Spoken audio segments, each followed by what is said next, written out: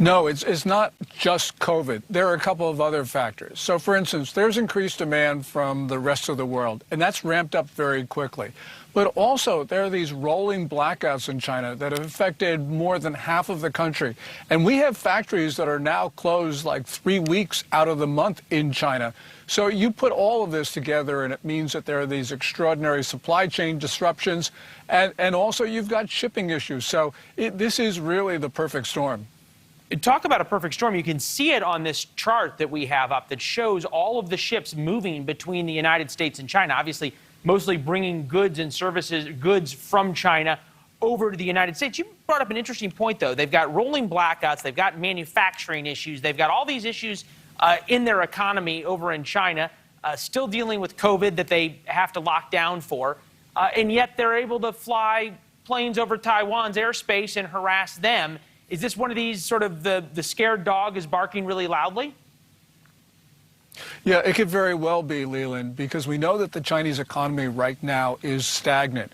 The consumption numbers from Golden Week, which was around National Day, really are distressing. They're down 40% from 2019, which is the pre-COVID year.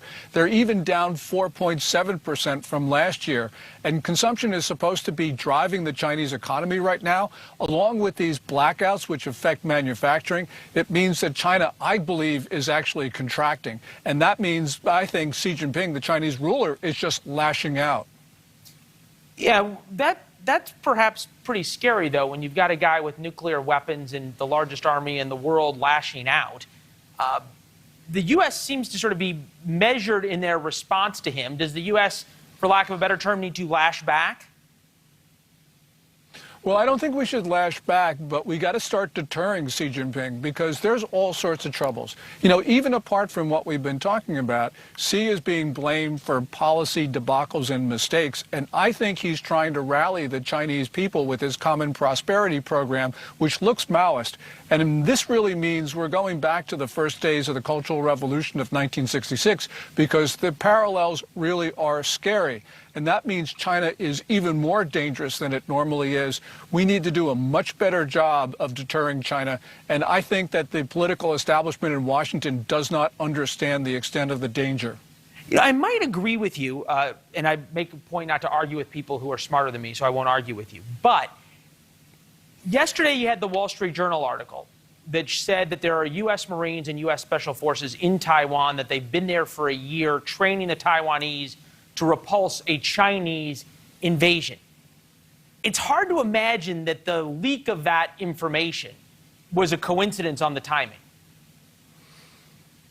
No, it couldn't have been a coincidence because we've been rotating troops in and out of Taiwan for about 10 years. I don't know exactly when it started, but probably during the Obama administration. And so why they would leak this now and talk about it, because this was obviously a conscious decision on the part of the Biden administration. You know, it could be a deterrence signal. It could be something else. Remember that Biden is going to have that virtual meeting with Xi Jinping before the end of the year, and maybe what we're doing is creating a bargaining chip. But clearly the Chinese knew about this a long time ago, so the announcement had to be political on the part of the Biden team. Yeah, I only got about 20 seconds. There was the Global Times that said, how about an airstrike on these U.S. troops? Global Times is the mouthpiece of the Communist Party. How seriously do we take that? I don't think that's going to happen. Yeah. But the one thing we've got to worry about is accidents. Accidents either in the air or on the surface of, let's say, the South China Sea. Yeah. That's where we could really have the start of a conflict. Yeah, for sure. Perhaps take it seriously, but not literally. Gordan, great conversation. Thank you. Speaking of the South China Sea, we're keeping an eye on that U.S. sub that came back into port damaged. Have a great weekend. We'll see you on Monday.